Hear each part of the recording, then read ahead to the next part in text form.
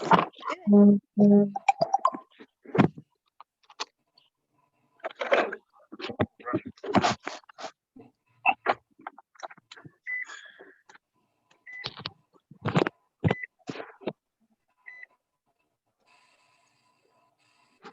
right, it looks like we got the recording started. I want to welcome all of you here today. Just as a reminder, if you're not speaking, if you could mute yourself, and that'll help us just keep the background noise down as the presenters are presenting. My name is Lynn Green. I am the new Vice President of GPHSA, and I am really excited about this opportunity, our first lunchtime learning opportunity on the menu. So each month, we will be providing short educational, informative opportunities to our GPHSA members. And I want to thank everybody that responded to the initial survey. We had over 60 responses from our membership, and really got a lot of great feedback about these meetings and what topics everyone would like to hear. And by far, our first one was the most requested, was information on our committees. So it's a great one for us to start with, a great one for us to share with members, even those that may not be able to be here today. We're recording it so that they will be able to come back and watch it and get this information too. Our committees are essentially work groups that are critical in identifying issues, barriers, and solutions to common everyday problems that impact the work that we do and the services that we provide to Georgia's families. By being part of a GPHSA committee, our members get new skills, they network and help us find solutions to problems and challenges that we all encounter. So I want to, again, thank you all for joining us here today. And I would like to start us out by introducing our new GPHSA president, Angie Thompson, to start us off. Thank you. Good morning, or good afternoon, should I say. All right, so I'm going to talk a little bit about the overview role of the committees, as well as how you can become a committee member. So our committees, of course, they involve our members who join to directly advance our mission and our support for our professional staff. So some of our committees work on, not muted. Hey, Ann. Hey, quick question for you. Have you got Sean, you're not muted. I don't believe so. I think he's an upcoming. All right, thank you, Lynn. Appreciate that. So as I was saying, some of our committees, they work on like program issues. That would be, I got muted again. Some of our committees work on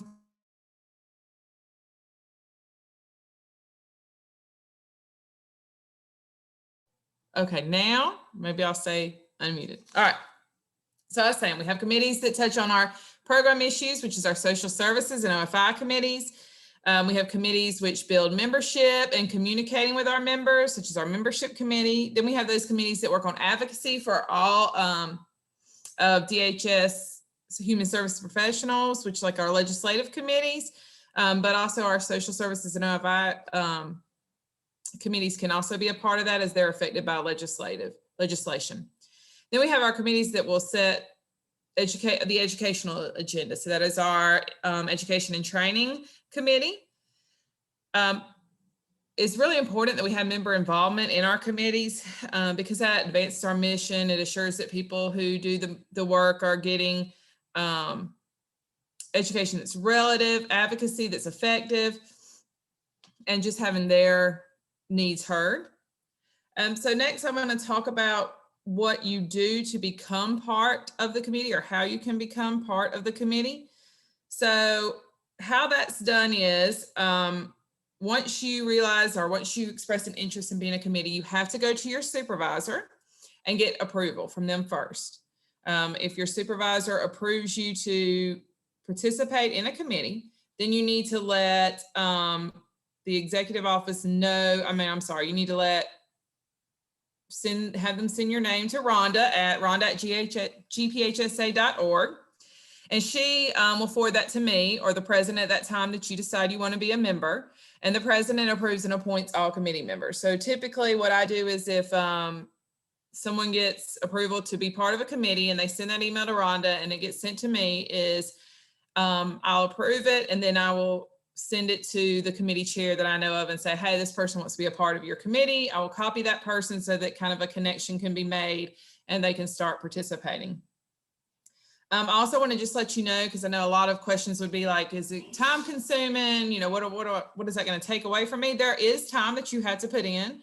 The committees definitely meet quarterly when we have our quarterly meetings to come together. Pre-COVID, that would be face-to-face at our conferences or just meetings. Now we do that via Zoom.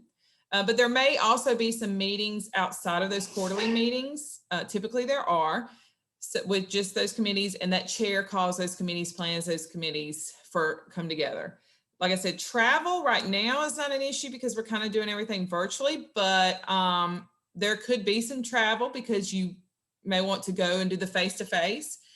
If you can't come face-to-face, you can always ask the chair if maybe there's a way that they can call in. So there could be some travel right now, not so much, but in the future.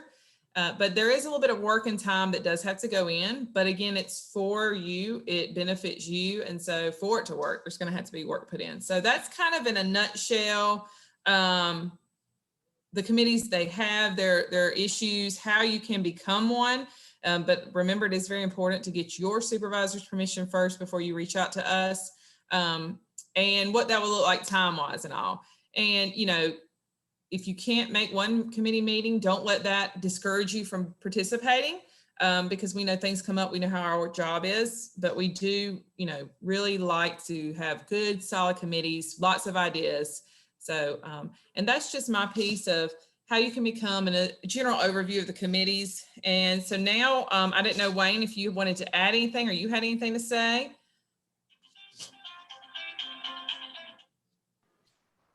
No, I don't have anything to add. I think that's an excellent synopsis. I'm just very excited in general about all of the initiatives we have underway as an association, and the strength of our committees will help to make sure that we're responsive to the needs of our membership. So thanks to everybody for this leadership. All right, so now we're going to get into the nitty gritty, the details. We're going to start looks like with education and training, with Jenny talking about education and training, what all that committee does. And this will also give you a chance to meet your chairs, because they all should be on. If not, you'll hear who they are. So Jeannie, do you want to go ahead and start? Sure. Rhonda, do you have my slides?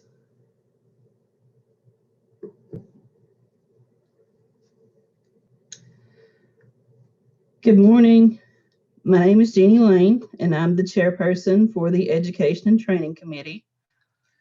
And education is the most powerful weapon which you can use to change the world. This is from Nelson Mandela. If you have any questions, feel free to reach out at me, and I'll put my email address in the chat box.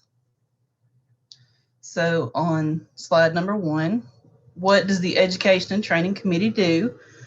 We are responsible for determining the needs of the GPHSA members. So we survey members regarding their educational and training needs and wants. We seek and obtain the quality training. So we look for presenters, we look for speakers, and we work with Wayne, the executive director of GPHSA, to prepare for the training sessions that we have. And we also promote these training opportunities to all of the members of GPHSA.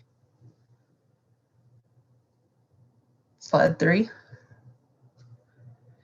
So if you want to participate, how much time do you need to commit? With this committee, it's just a few minutes each week. Survey your coworkers. If you can reach out to at least one person a week and say, hey, what do you think we should train on. What are your needs? What do you think would help everyone? And just we'll brainstorm, put together ideas to get with Wayne about. Slide 4. So what does the Education and Training Committee need? Right now, we need participation. Every voice, every opinion, every input matters.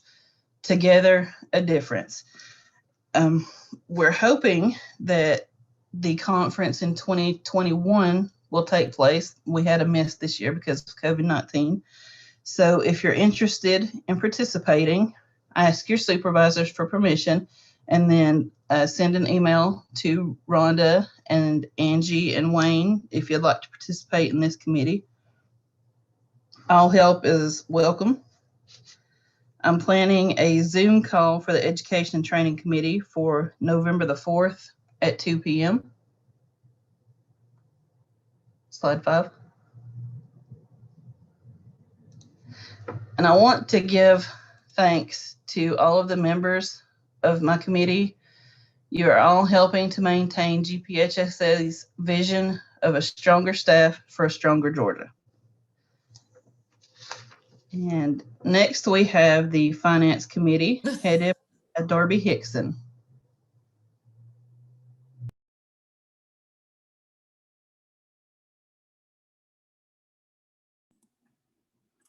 Good afternoon. I'm Darby Hickson, and I am newly appointed as the treasurer, which means I'm also the chair of the Finance Committee, and as well as one of the foundation trustees. Due to COVID-19 and various restrictions, I don't have any sound understanding of what I'm doing at this point with it, and I have not had the opportunity to even transition fully into the role. So I'm hoping to get my feet grounded on this in the near future. I do know that I have a wonderful team to support me, and I especially want to thank Wayne and Rhonda and Jamie for helping me during this transition, because they know what they're doing and I'm trying to figure it out. So I will work closely with the executive office to understand GPHSA fiscal operations and safeguard the sound financial base of the association. And members of the Finance Committee will help me in those efforts. Historically, the Finance Committee has had a very impressive attendance group of 1. And I don't know if that's because people hate math or because we don't have enough members that are representing administrative staff, but hopefully we can change that in the near future and get some more people involved in the Finance Committee. Tasks for this committee include things like developing and making changes to the operating budget, making financial recommendations to the board of directors, studying investment policies, and assessing all matters that pertain or impact the association's financial health. Together, we'll learn how the association has performed historically, review fiscal reports, and create a financial plan that offers assurance to all GPHSA members that we do have, that we are striving for a sound, responsible, and effective use of funds.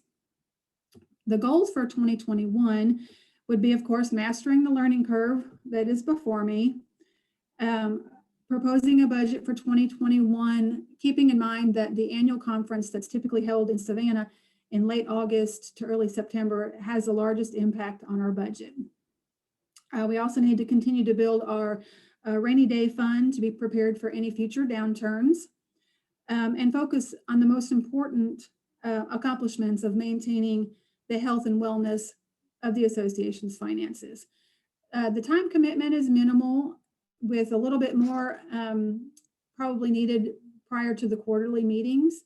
And really our biggest need is to get new members into the committee. And that's pretty much all I have.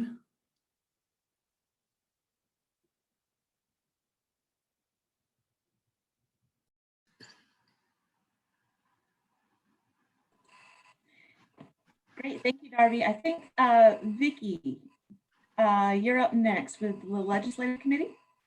Thank you, Lynn. Rhonda, do you have my slideshow? Please.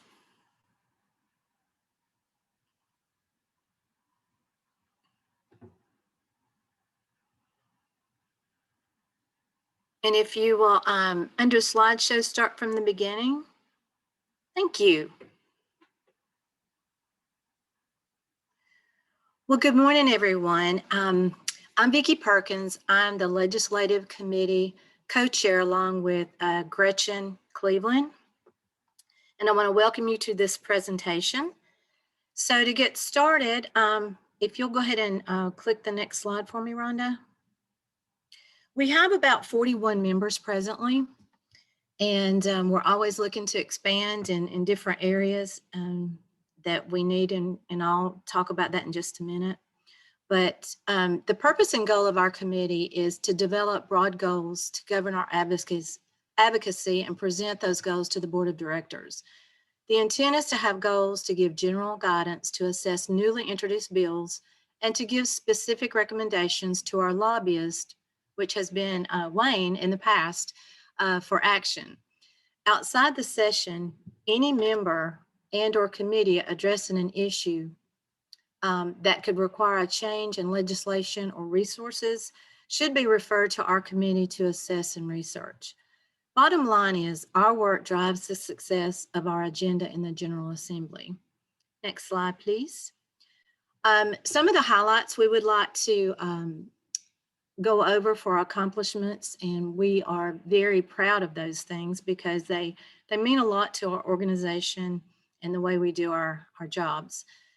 So child welfare workers in 2 counties involved with removing children were summoned to magistrate court for a hearing as to whether they should be arrested for interference with custody. They were doing their job in protecting children. Other courts investigate prior to issuing arrest notices, and teachers and public safety staff are exempt from having these matters considered in magistrate court. Other courts would investigate first, determine that we were operating on the authority of juvenile court, and dismiss any such action. We work to have House Bill 555 introduced to protect case managers by exempting them. The bill passed House Committee, the House of Representatives, Senate Committee, and was on the agenda on the last day of the session, but they ran out of time. But this will be a 2021 priority. GPHSA always advocates for reasonable workloads and a compensation system that is competitive and keeps pace with the cost of living. The governor's budget called for reducing staff. GPHSA advocated against removing staff, and the House Appropriations Committee restored about 52 OFI positions of the 105 proposed to be removed by the governor. We worked with many others in the past several years to protect folks from devastating surprise medical bills from out-of-network providers.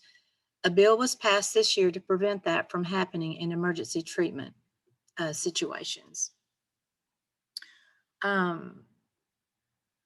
The prior year, the department requested additional adult protective services staff to have a better staff for caseload ratio. The governor did not support that request. Association advocacy resulted in the addition of adult protective services staff to the budget. Next slide, please. GPHSA was asked by the Governor's Child Welfare Reform Commission to conduct a salary study of compensation for staff in Georgia and our neighboring states. This study found that Georgia had the second lowest pay for staff and supported the recommendation of the council to raise salaries, resulting in a raise for most child welfare staff. Advocates rewriting the juvenile code wanted to assign all case management responsibilities for children in need of services to DFACs. GPHSA research was adopted by the state auditor to demonstrate to legislators that this would require millions of dollars to support over 90 staff to manage these cases.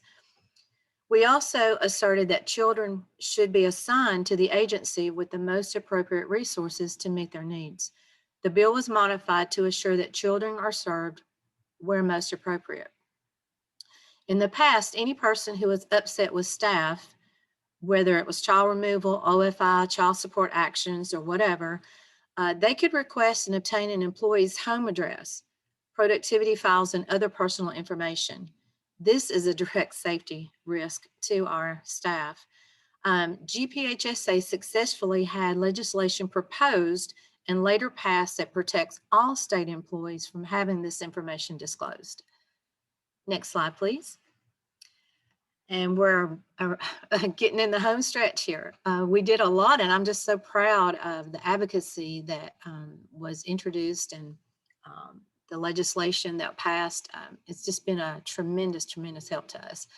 Legislation was introduced stating that anyone retiring on or after July 1st, 2013, who became a new employee on or after the date would be responsible for the full cost of their health coverage. It was never brought for consideration because it was fought by teacher organizations, the Georgia State Retirees Association, and GPHSA. GPHSA was the only organization that comprised primarily of active state employees to be present. In many different budget years, we have worked successfully to prevent the removal of staff from the budget. We have worked closely with GSRA in particular to prevent the investment of your retirement account in risky investments to prevent the state from using your retirement money to buy insurance on you that benefits the state on your death. They advocate for cost of living increases for state retirees. So you need a voice, and GPHSA provides that voice for you. The Legislative Committee is a critical resource for our advocacy. Next slide, please. So in time commitments, it depends really on how involved you want to become in membership. So for the meetings, like Angie was saying, we meet 3 to 4 times a year, and it's 2 days, but that's including training and other things. So just the committee meetings is just a small part of that. And then the legislative reception is our winter meeting, usually in February. That's a couple of hours in the evening. And then we attend Microsoft Team meetings, about 4 per year, and it lasts about an hour. So our next one is scheduled for November. I've got to determine a date, but it'll be sometime in November. If you're a legislative scout, which means you'll be looking for legislation, you would need a few minutes per week during the legislative session, and then daily in the session when it's going. Content experts, if you're one of those, then you would need time to review legislation that's introduced, identify the changes, assess potential impact on our service delivery system, and make a preliminary recommendation. If you're on the legislative alert list, you would need time to write legislators expressing support, opposition, or changes to the proposed legislation. Who do we need? Well, we need content experts, and don't let the word expert scare you. An expert is just a person who has a comprehensive and authoritative knowledge or a skill in particular area, which is you. You know your job and you know policy, so you're right in that expert field. To review the legislation that is introduced, identify the changes, assess the potential impact on our service delivery system, and make a preliminary recommendation. And we need people in child welfare, OFI, child support services, aging services, and retirement and benefits. Who else do we need? Next slide. We need legislative correspondence that would write to our legislators to express support for legislation or opposition or proposed changes to what's on the table.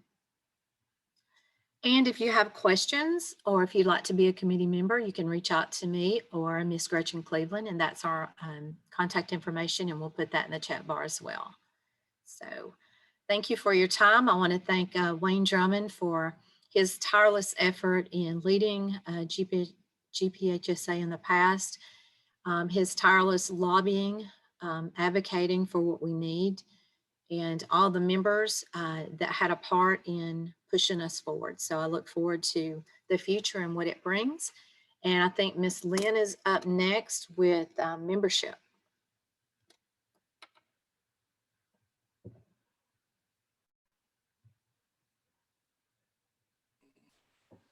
Yes, thank you, Vicki. As I give Rhonda just a minute to get the membership committee slides up, Just to start out, I want to thank Susan Cooper, who handed this committee over to me as the prior vice president. And really, a lot of the information that I'm going to talk about today is from her. It's from her and the great work that the committee had been doing over the past 2 years under her leadership. And so just to start, the membership committee, it's a pretty straightforward committee. We recruit new members through various different activities. We are in the process of developing a recruitment plan for 2021. We also are in charge of, along with the new members, recruiting new members, the t-shirts. Many of you have voted on a new t-shirt design, and we are very excited to start getting those printed and out to our members. We support our existing members by advocating for their needs, helping to create opportunities to grow knowledge and skills, and to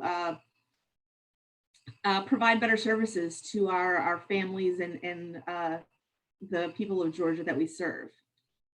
We also organize networking activities at our events. Those have typically been the after hours activities. And we've done things such as karaoke and bingo, lots of different activities just to get people networking and getting to meet other members.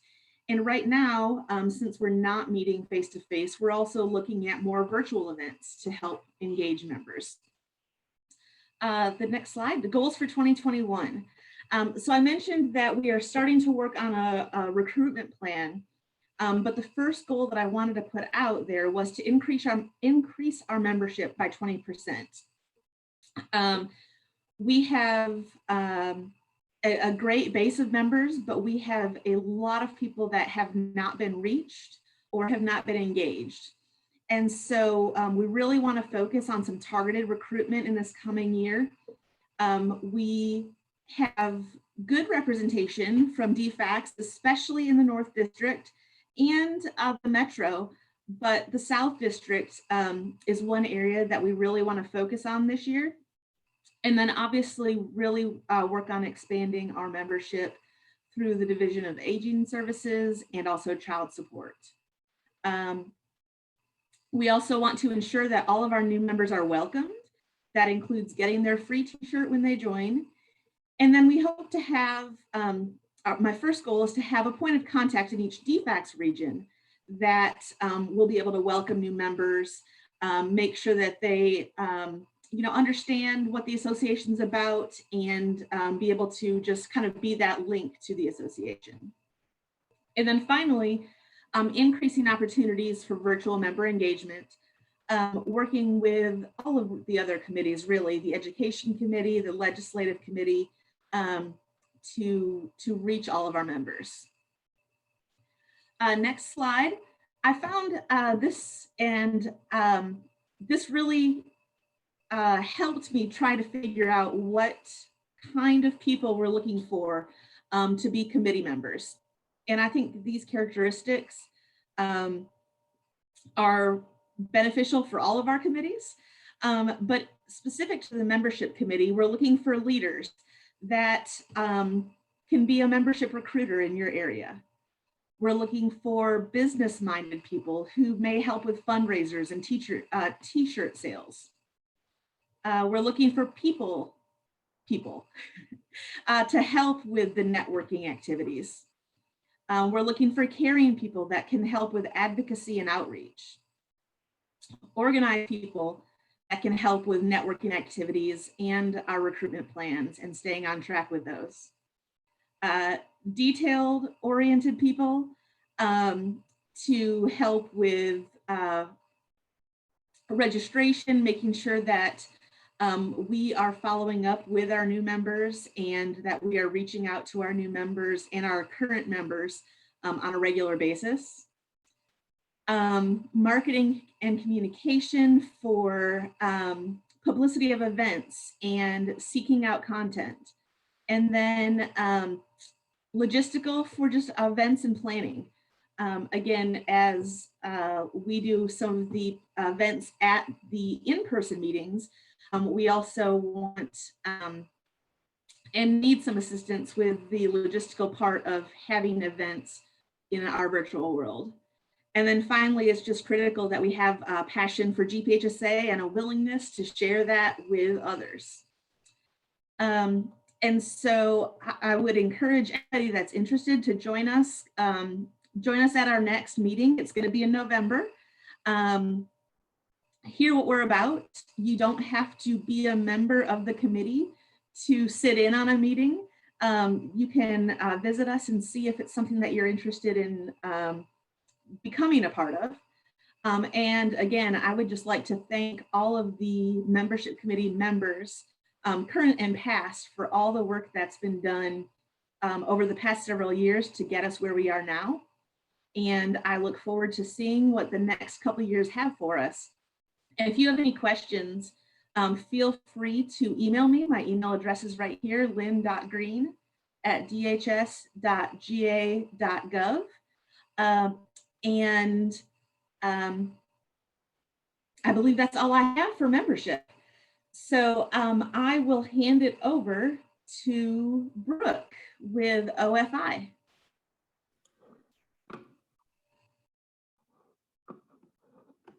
Okay. Hello. Give me 1 second. Okay.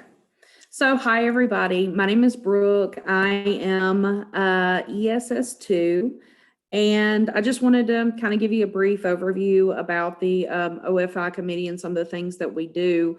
Right now, our focuses are networking and just identifying the trainings that are needed. Anybody who knows anything about being in OFI, everything changes constantly. That's the only thing that we can count on. And so we're really just trying to identify issues that are coming up for us and improving our work environment. So that's something that we're going to be discussing because we've decided one of our goals for 2021 is to incorporate more meetings. We were just meeting with the quarterly meetings that were happening for the conferences. And now we're starting to do the web meetings outside of those. So that is a goal for us for 2021. And it is a little more than we usually do as far as time commitment.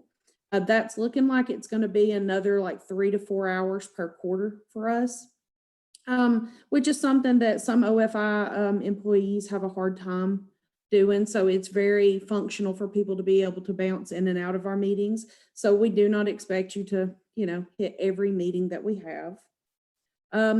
Also, another goal for us for our committee is to grow our membership. We are pretty small right now. We did have a different committee chair about 3 years ago. And so since I've been in it, it's been pretty much a rotation of people that are kind of coming in and out. And we have about 20 people that kind of floated around with us. Also, our next date for our meeting is November 17th at 3 p.m. if anybody is interested. And that's, and if you're interested just to kind of visit, you don't have to join yet, but we certainly encourage you to just shoot me an email, and I'm going to post my email in the chat. Thank you. And next, I think social services.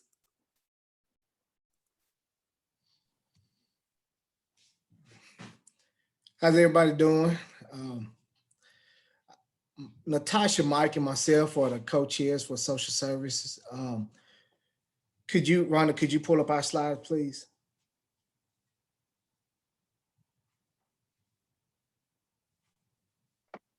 Ashley, I don't have a slide from you.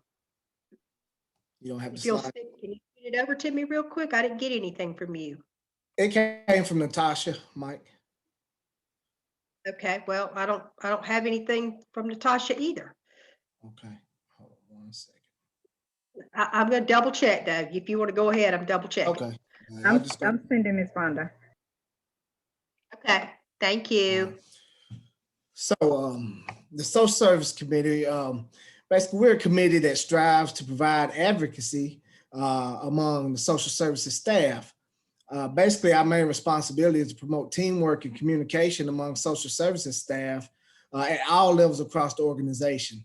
We also identify significant issues as well as barriers fulfilling the mission of protecting children and helping families and aged individuals. Our social service committee, we prepare and recommend strategies that address and enhance the effective delivery of social services. Some of the goals for 2020, we seek to expand the membership and efforts to understand our strengths, weaknesses of staff, as well as those things that are issues for the staff. You know, our membership has been down. We haven't had a lot of participation recently. So basically that's one of our main goals, to get everybody committed to coming in.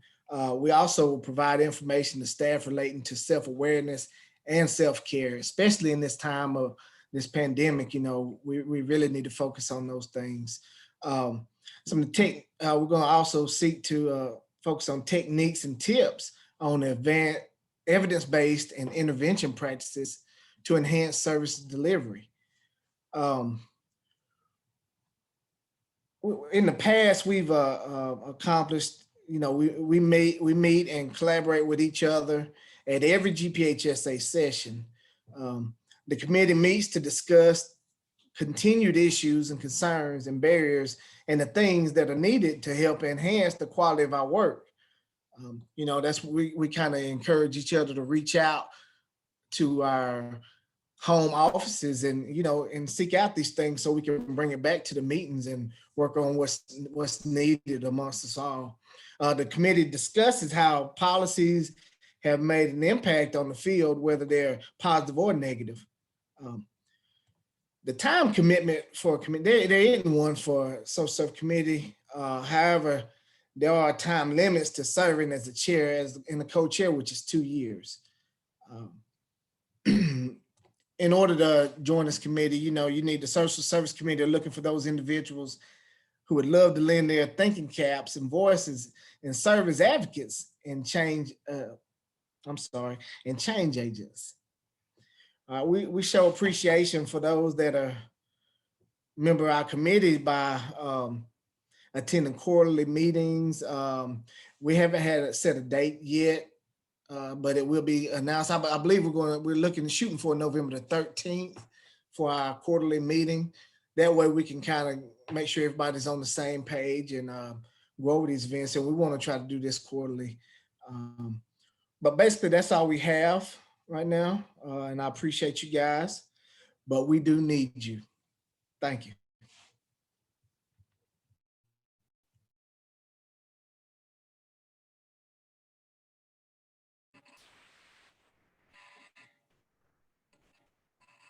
All right, and I think it's back to me.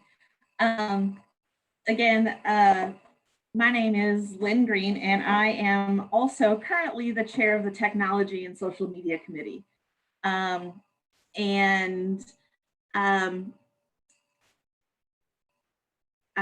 give Ron just a second to get these slides up.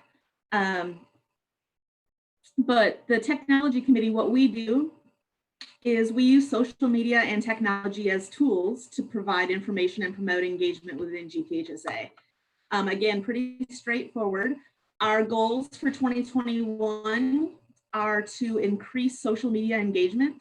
Right now, our focus is really on Facebook. We've dialed back on Instagram and Twitter just because we just did not have the number of users to support the effort that it took to maintain all of those. And so for right now, focusing on our GPHSA Facebook page. We, as of this morning, had 680 likes. My goal is 1,000. And that I think is easily attainable over the next year. It's a quick and easy way for us to communicate with members and share relevant information. It's also a quick and easy way for us to share things of interest that apply to the membership of GPHSA. We also very recently added GPHSA as an association on LinkedIn, and that's very new, like within the past week. And the reason for doing that is to also allow our membership to connect to GPHSA there, so that you can show that you're a member of this association on your LinkedIn page if you'd like to do that. We also support virtual engagement among members. So we recently added this full Zoom membership subscription to facilitate virtual meetings. And so our committee is looking at ways to best use this platform to bring that benefit to members while working with the other committees. And then the third one is a long time coming, but finalizing the new GPHSA website. The purpose of that is really twofold. And what you see up here now is the current GPHSA website. We really want to increase our usability and the ease of access to information for both current members and prospective members. And we also want to rebrand our online presence to just be a little bit more modern for the modern workforce. So this current website has served us well for many, many years, but it needed a lot of updates. It requires users to log in to access some content, and we found that that might actually have been a deterrent in getting some of our information to members. So the next slide is, I'm very excited to share a very early, unedited sneak peek of the new GPHSA website. Some formatting of this is going to be changed, but it will clearly show who we are, what we do, and we'll have easy access to our mission, our leadership team, upcoming events, and then you can see the drop-down menu of more information. So there is where you'll be able to find information on all of the GPHSA committees and who the chairs are. You'll be able to find out more information about the GPHSA Foundation, the Retirees Auxiliary, the different GPHSA awards that are given out every year, information for new members, links to various resources that would benefit our staff and our members, and then again, an easy way to contact any of us in the leadership team, anybody in the head of the Retiree Auxiliary, the president of the foundation, just making it very easily accessible, and so that if anybody has questions, they know where to find that information.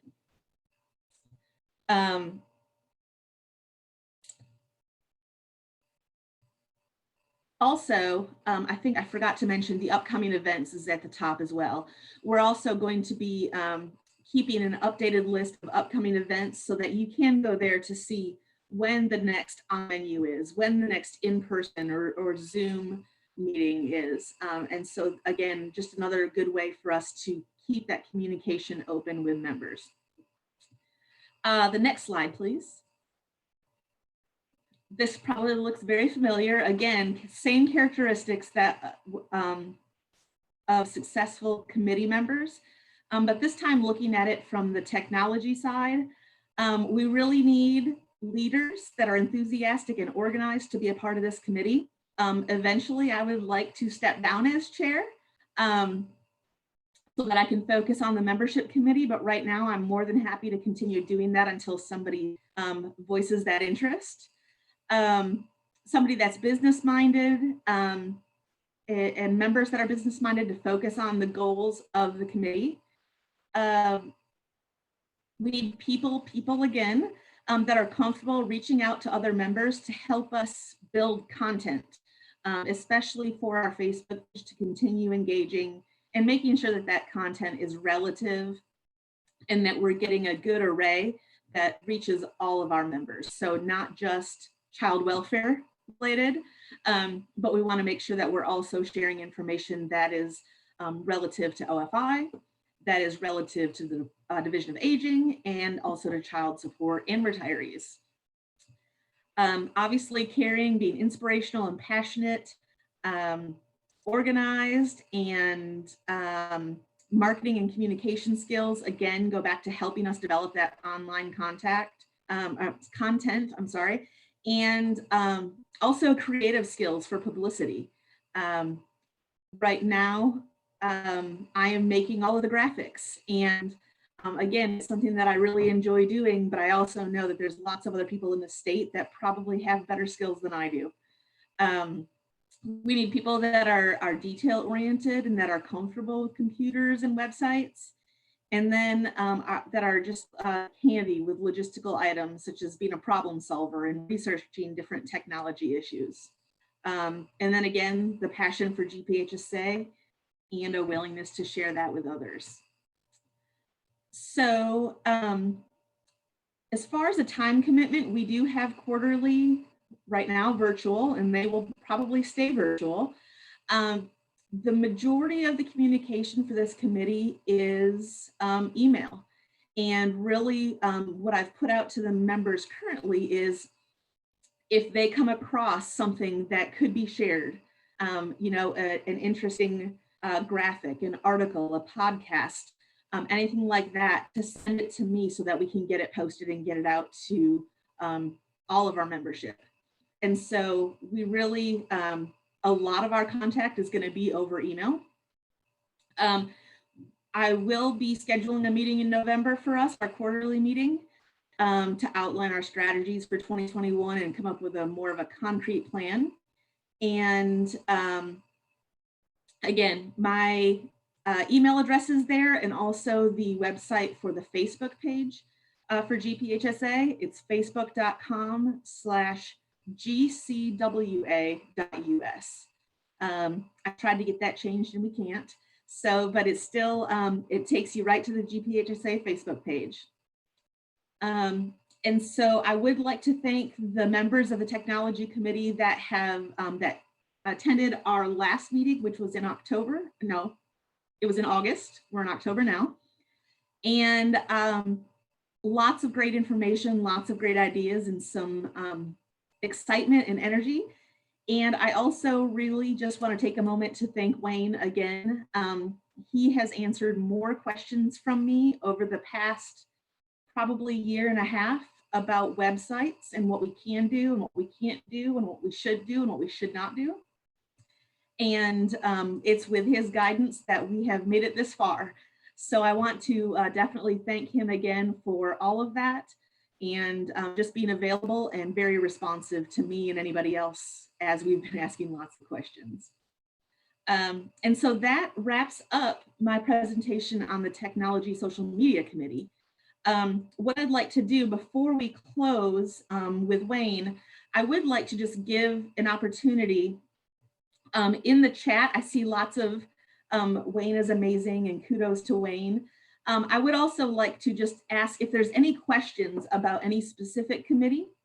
If anybody would like to either come off mute and ask those questions or type them in the chat.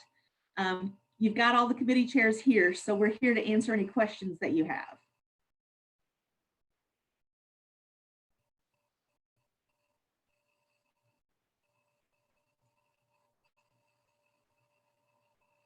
As we're waiting for that, I will just say, Rhonda is recording this.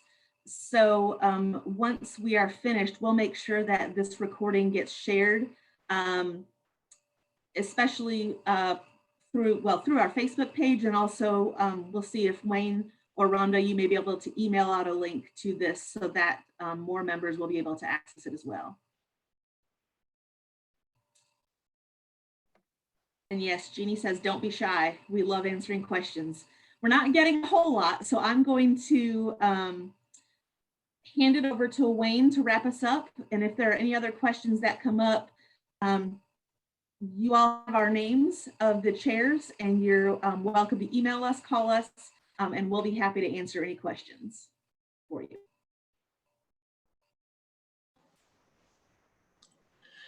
Thanks so much, Lynn, and thanks to everybody for your shout outs.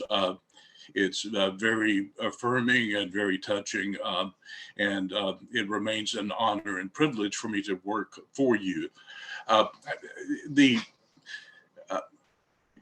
Public service is a profession.